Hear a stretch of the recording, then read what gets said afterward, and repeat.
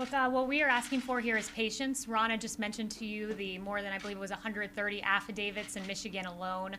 We're aware of all the reports of thousands of votes in Nevada that were cast by those who were not eligible. We're hearing these reports. We're seeing them come in. We are vetting them. We are getting affidavits. So right now we would point you to all of that. That information is publicly available. But what we're asking for right now is patience as we explore these equal protection claims, among others. So can I add that? Let me just add a couple things in this recent lawsuit. One, we do have a whistleblower, which I discussed earlier this week, who was in Detroit as an election worker, not as a Republican poll watcher, who under affidavit says that they were told to backdate ballots, that their supervisor came and they were there on November 4th.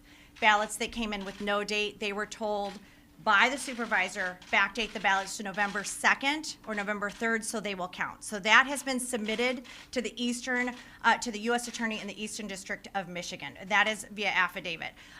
If you look at the recent lawsuit, and Mike Reed can get you the information on this lawsuit, let me just share. An election employee with the City of Detroit working at a polling location for 3 weeks prior to the election. This City of Detroit employee directly observed on a daily basis other City of Detroit election workers and employees coaching voters to vote for Joe Biden and the Democrat Party. This employee witnessed these workers and employees encouraging voters to do straight Democrat ballot and witnessed these election workers and employees going over to the voting booths with voters in order to watch them vote and coach them who to vote for. During the last 2 weeks, while this same employee was working at the polling location, she was specifically instructed by her supervisors never to ask for a driver's license or any photo ID when a person was trying to vote. And as absentee ballots that existed all absentee ballots that existed were required to be input into the QVF system by 9 p.m. on November 3rd, 2020. This was required to be done in order to have a final list of absentee voters who returned their ballots prior to 8 p.m. on November 3rd, 2020. In order to have enough time to process the absentee ballots, all polling locations were instructed to collect the absentee ballots from the drop box once every hour on November 3rd. On November 4th, 2020, a City of Detroit election worker was instructed to improperly predate the absentee ballots receive date and that were not in the QVF. She was told to alter the information in the QVF to falsely show that the absentee ballots had been received in time to be valid.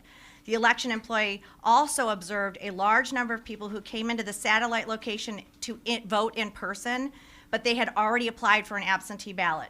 These people were allowed to vote in person and were not required to return the mailed absentee ballot or sign an affidavit that the voter lost the mailed ballot.